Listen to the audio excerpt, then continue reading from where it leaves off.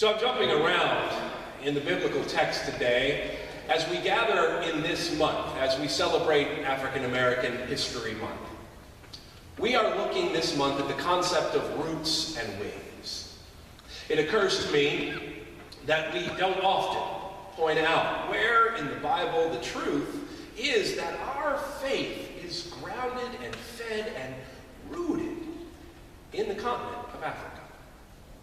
Our early church fathers, yes, we mostly had fathers who were the great theologians of the church. They too were actually from the continent of Africa. Much of that story has been hidden, like the hidden figures that made us possible to even get to the moon. And so this month we're going to lift up some of those hidden witnesses, some of them hiding in plain sight, and lift up their witness as we seek to understand more fully.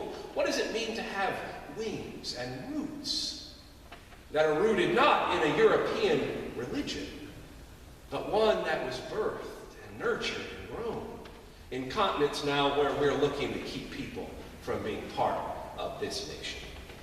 So this week, I had intended on doing the story of not only the biblical faith, but also the early church theologians, but I'm going to be here next week because of a change of plans. So we're going to save the church theologians, the church fathers, for next week. Some of you are going, oh, I'd like to get home for some of the pregame. And I want to spend some time jumping around talking about ways in which the Bible itself points us to this grand story. So we're going to jump around. We're going to be in three places. We're looking at the book of Exodus, then we will go to Matthew first, and then to the book of Acts. And we'll see how well we put all this together. You will have to be the judge of that. But first, we are in the book of Exodus. This is the story where Moses meets his future wife. Exodus 2, chapter 2, verse 21.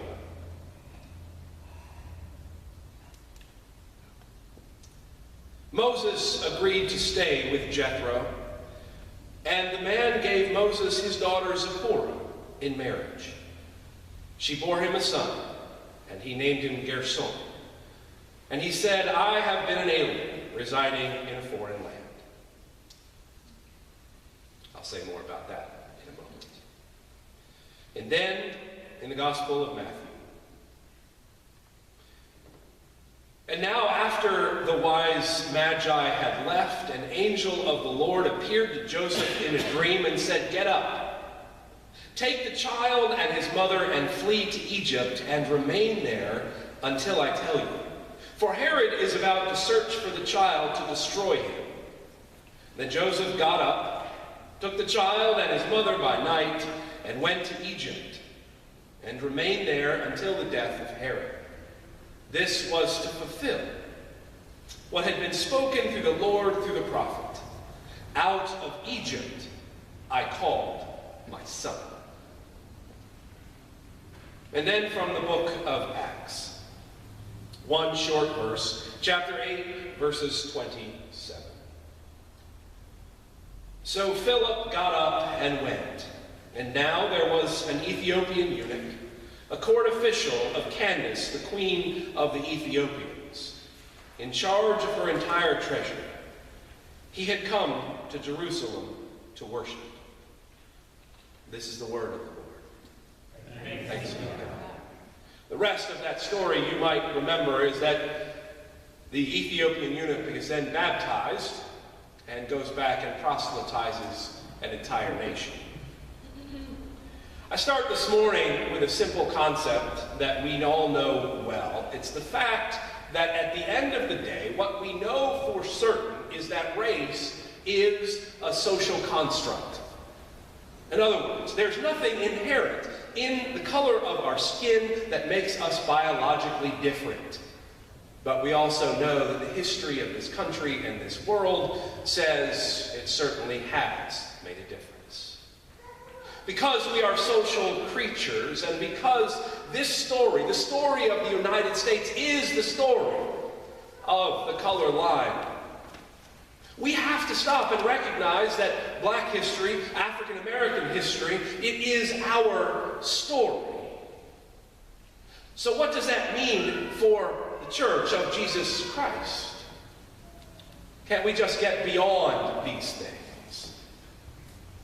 Well, we all know that we can't, because we keep reliving, because we keep unacknowledging what's gone on.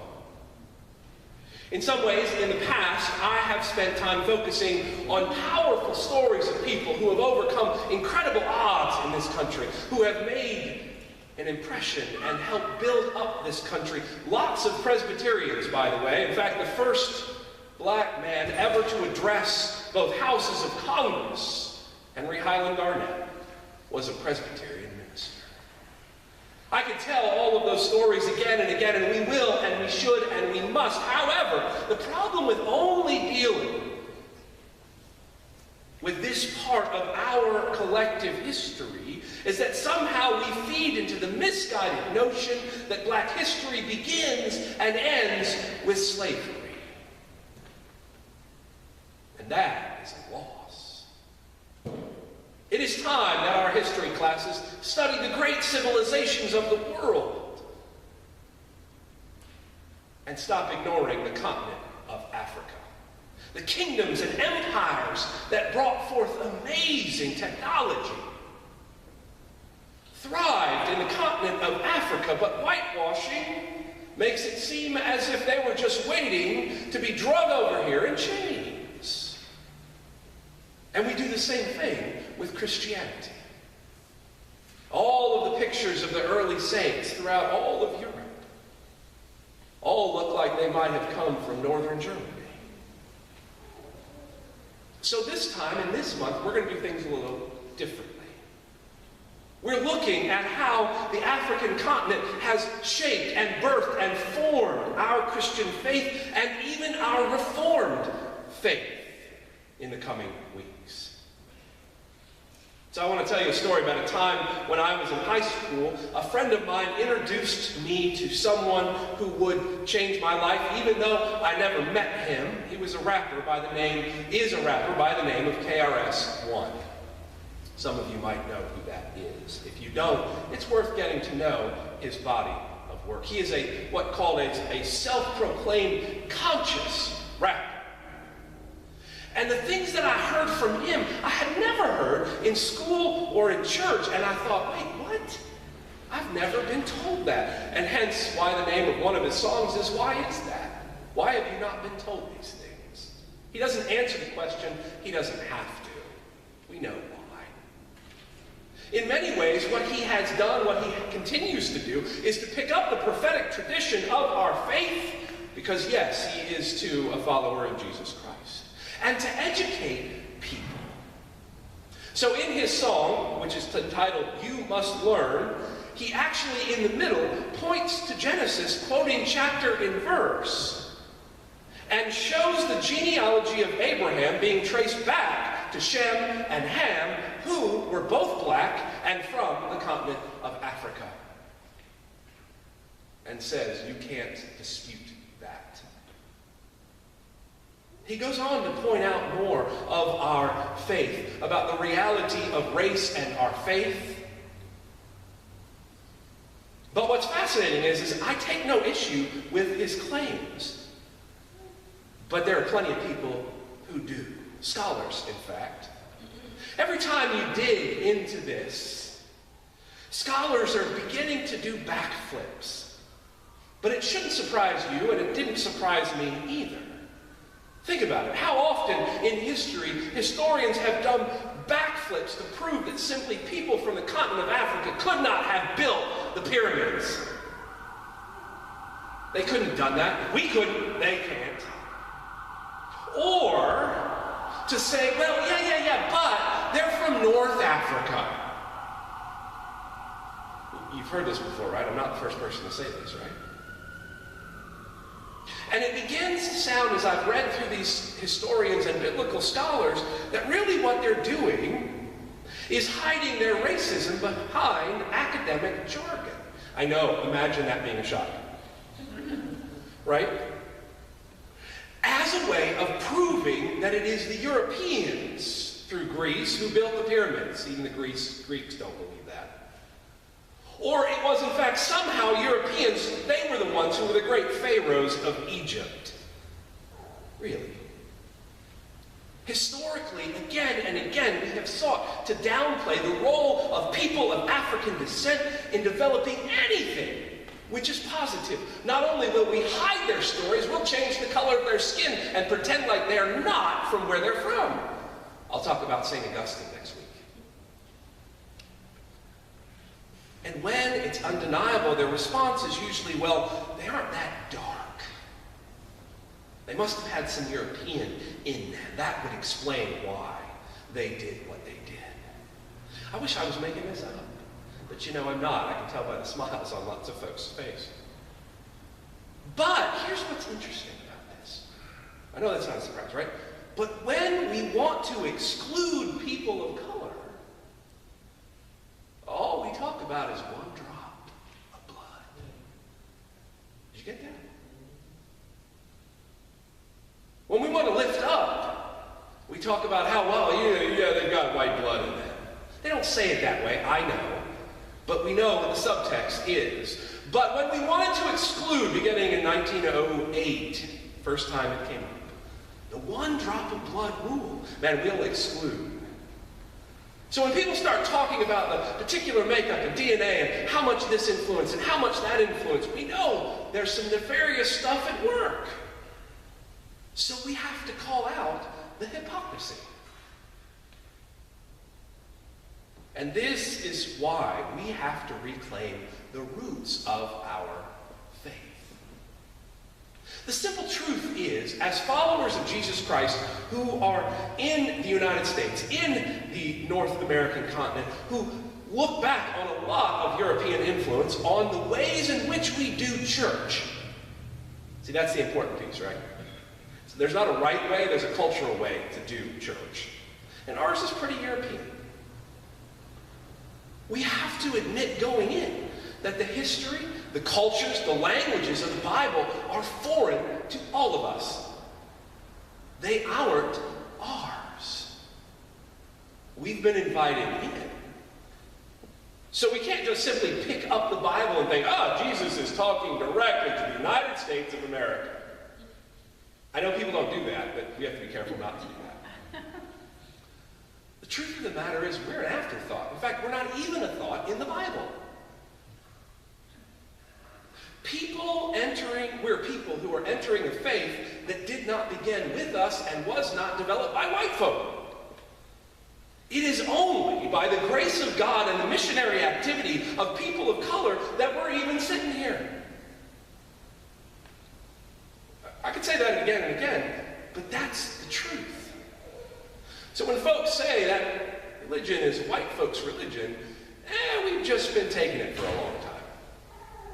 So we have to look at the whole Bible.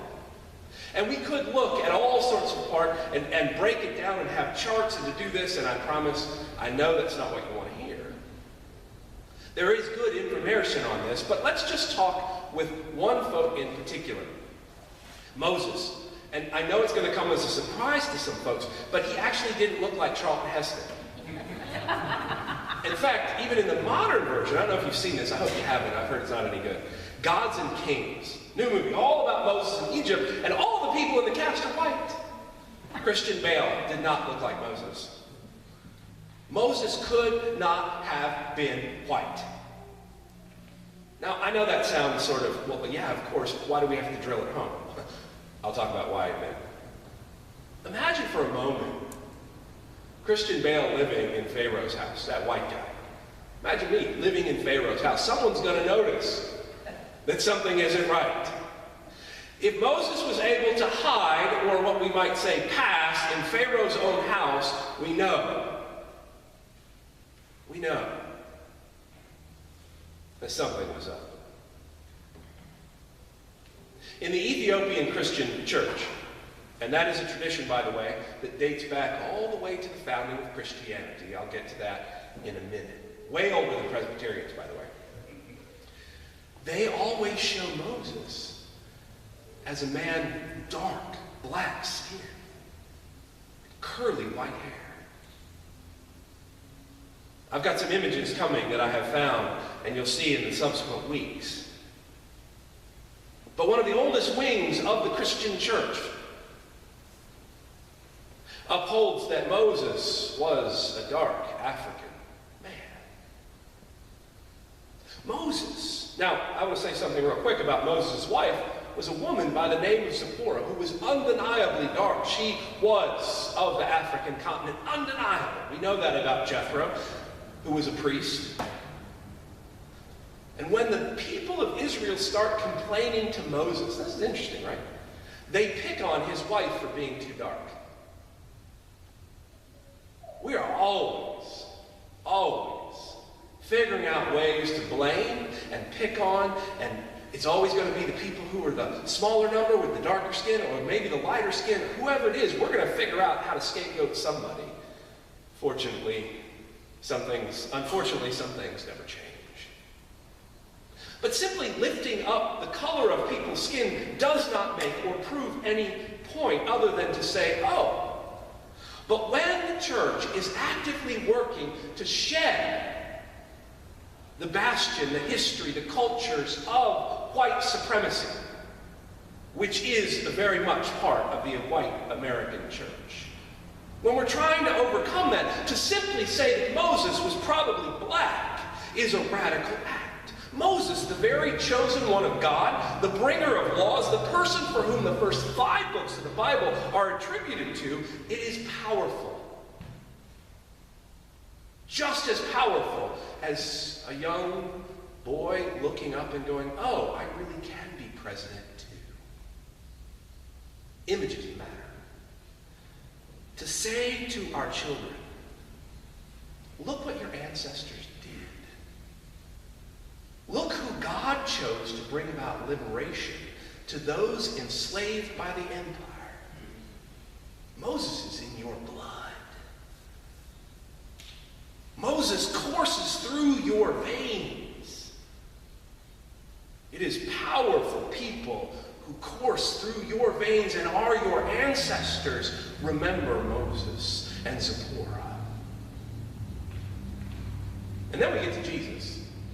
Now, a number of years ago, you might have seen there was a Popular Mechanics article that showed a picture. I know, Popular Mechanics, imagine that, doing our work for us. Showed a picture of what's to be denied entry at the airport today. But the man chosen to carry the cross of Jesus, you might remember this, Jesus was so beaten and tortured by the empire that he couldn't even carry his own crossbar to his own death. And that man who picked up his cross, we know his name was Simon of Cyrene, and we kind of move on. Guess what?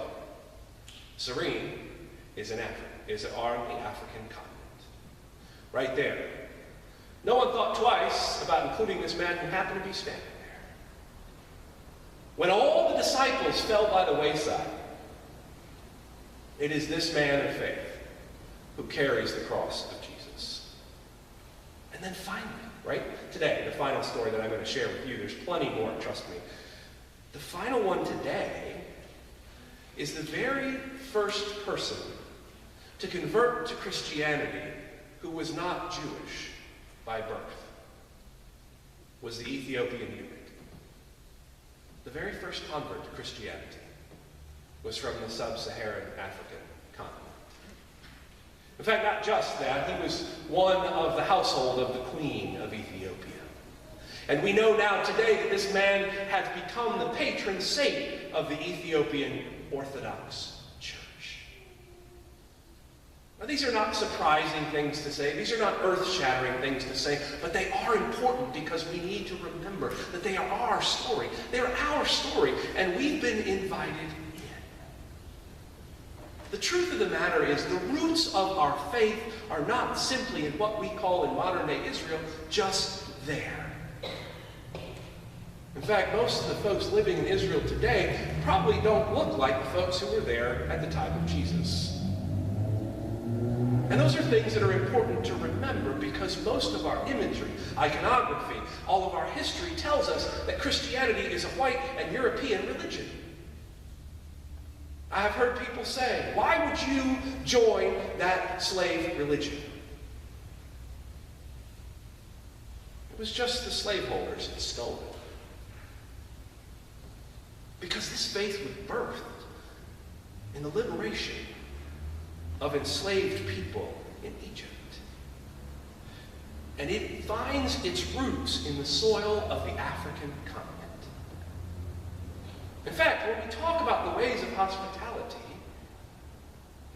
when we talk about how we come to understand the communal nature of our faith, when we talk about, as we gather around the table, the great cloud of witnesses, someone might dare say that we might be talking about ancestor worship. Where do you think that idea came from? I'll give you a few moments.